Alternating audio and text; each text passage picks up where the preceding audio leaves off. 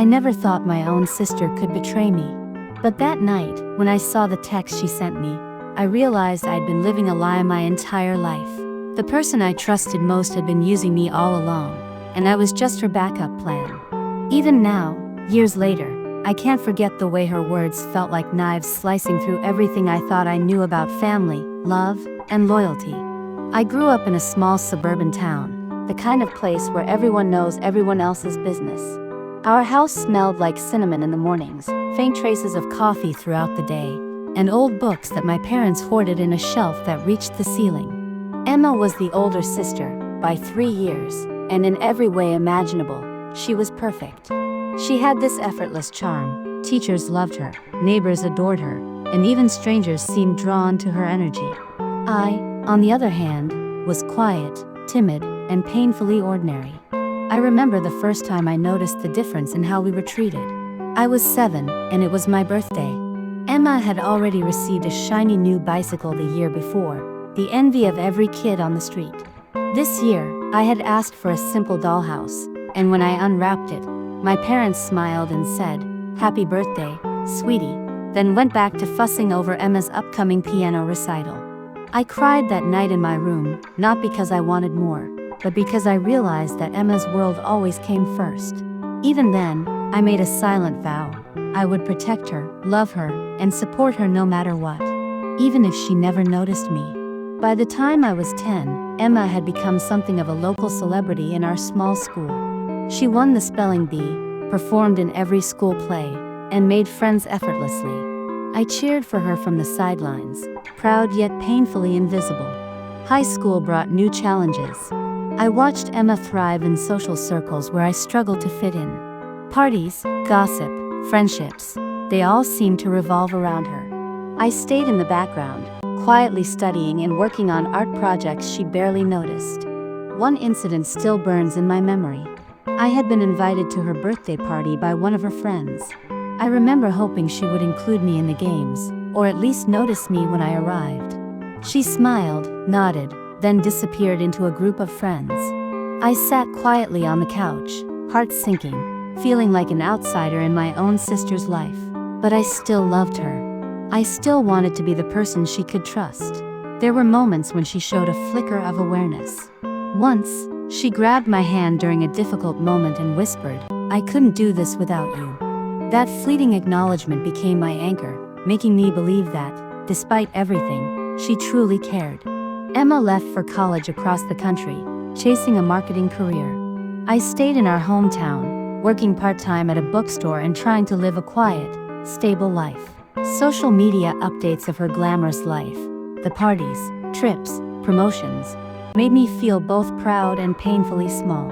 We texted often at first, then less frequently, then sometimes not at all. Every unanswered message, every missed call, felt like a tiny betrayal.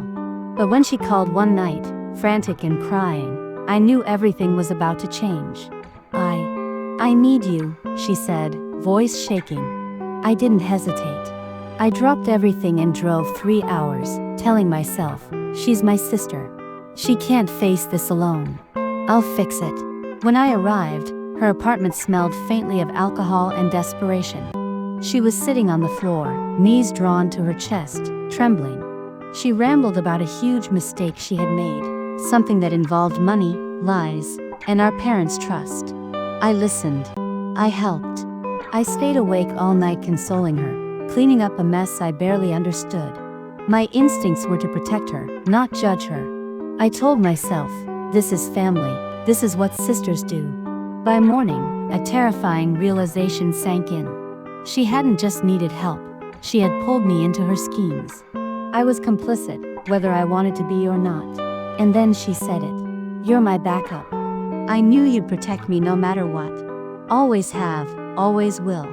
After that night, I started noticing patterns I had ignored for years. Emma's crises were never accidental. They were strategic, carefully timed to make me drop everything for her. It started with small things, calls late at night about unpaid bills that weren't mine, hints that she had forgotten obligations to others and needed me to cover for her. I helped because I loved her. I told myself I was just being a good sister. But then it escalated. She began asking me to lie to our parents about her whereabouts, about small debts, and eventually larger mistakes, some involving money, some involving relationships she had sabotaged. I remember one evening, sitting in my apartment, phone in hand, watching her text me, panic-stricken. "I screwed up. I need you to tell Mom I was at the library all day. Please.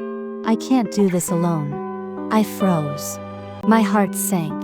I realized she had been weaving a web of lies for years, and I was the safety net that kept it from unraveling. During this period, I confided in a friend, Lily. She had known Emma since high school and had seen her manipulative side firsthand. "You're too kind," Lily said gently. "Emma's not just making mistakes. She's exploiting your loyalty. You have to stop letting her use you." Her words cut deep, but they also rang true. I wanted to believe Emma was just struggling, that she still loved me as a sister. But Lily's insight made me question everything. I began keeping a journal, recording dates, texts, and conversations. For the first time, I could see a pattern forming, a history of betrayal stretching back to childhood. It all came to a head one winter evening. I drove to Emma's apartment, determined to confront her. I had evidence, I had clarity, and I had no intention of being her pawn anymore. "Emma," I said, voice steady but cold, "we need to talk. Now." She looked up from her phone, surprised but not guilty. "What's wrong?" she asked. "Don't play dumb. I know everything. Every lie, every scheme, every time you made me cover for you." Her expression shifted. First surprise, then amusement, then contempt. "I told you," she said, smiling faintly, "you'd always be there. You're my backup. Always have been." I felt my chest tighten, anger and heartbreak mixing into a bitter cocktail. "I'm not your backup. I'm your sister. And I'm done being your pawn." She shrugged, almost casual. "Fine.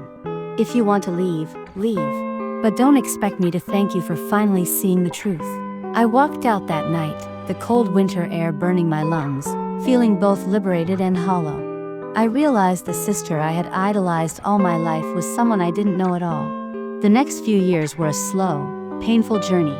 I stopped contacting Emma entirely. Therapy helped me unravel the layers of manipulation and misplaced loyalty. I started building friendships that were real, relationships that were mutual. I moved to a new city, started a new job, and for the first time in my life, prioritized my own happiness. I learned that self-love was not selfish, it was necessary. I journaled daily, reflecting on my experiences. Each entry was a reminder that love should never destroy you.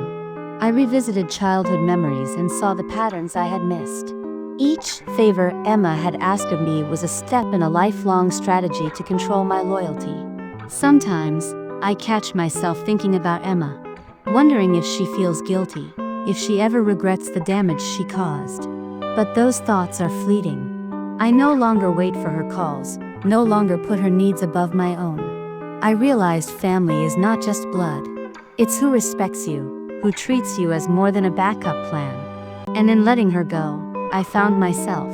Walking away from my sister was the bravest, most painful thing I ever did. It meant letting go of someone I loved unconditionally, someone I had protected with my entire heart. But it was necessary. Because once you stop being someone's backup plan, you finally get to be your own first choice. If I could speak to anyone listening, here's my advice. Cherish the people who lift you up.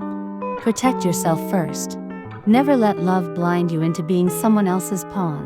I still love Emma in a way, but now it's from a distance, detached, clear-eyed. And I finally understand, family is not always the people who share your blood. Sometimes, family is the people who respect your heart.